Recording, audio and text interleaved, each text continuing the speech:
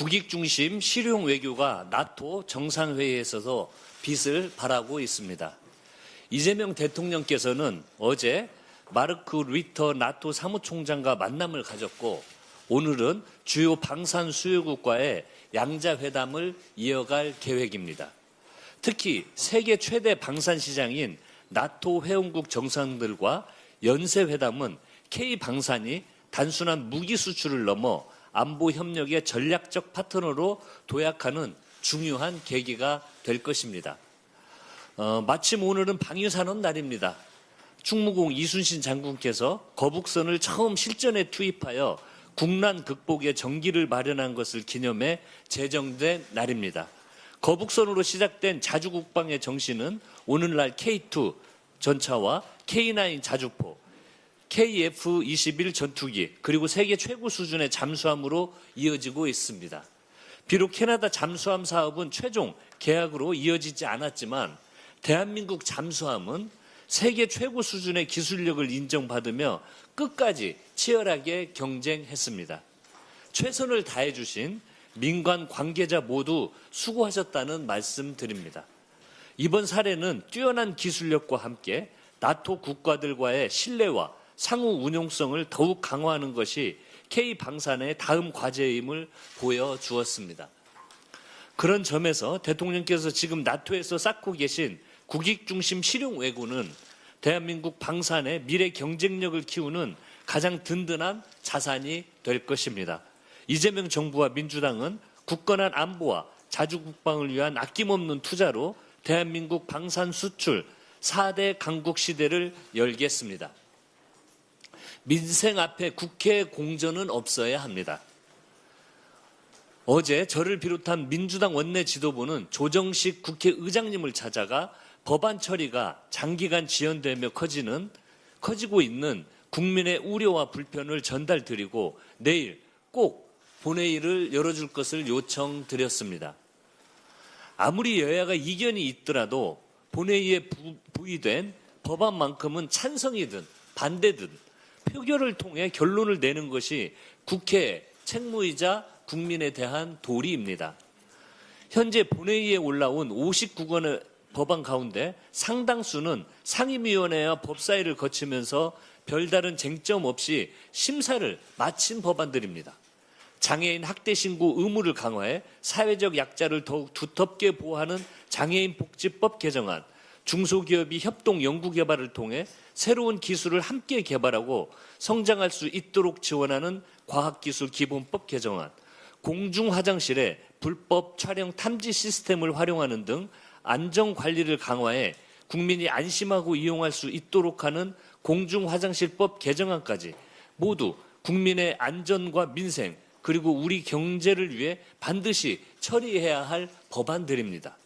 이런 법안들마저 가로막는 이유가 대체 무엇인지 국민의힘은 국민께 설명할 수 있겠습니까? 국민의힘이 아무리 방해해도 국회의 시계를 멈출 수 없습니다. 민생의 시계는 더군다나 기다려주지 않습니다. 법사, 정무, 과방, 국방, 재경 등 민주당이 위원장을 맡고 있는 5개 상임위원회는 이미 첫 회의를 마쳤고 나머지 6개 상임위원회도 조속히 첫 회의를 열어 안건을 처리할 예정입니다.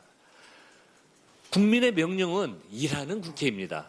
민주당은 무의미한 필러버스터로 점철됐던 전반기 국회의 악순환을 반복하지 않을 것입니다. 계류된 민생 법안이 모두 처리되도록 민주당 의원 전원은 비상한 각오로 임하겠습니다. 8월 17일 전당대회가 40일 나파로 다가오며 열기가 점점 높아지고 있습니다. 어제 더불어민주당 전국 당원대회 준비위원회는 제3차 회의를 열어 당대표와 최고위원 선출 방식, 순회 경선 운영 방안 등 전당대회 전반에 관한 사항을 논의하였습니다. 당대표 선거는 선호 투표제를 적용하여 별도의 결선 투표 없이 전당대회 당일 최종 당선인이 확정됩니다.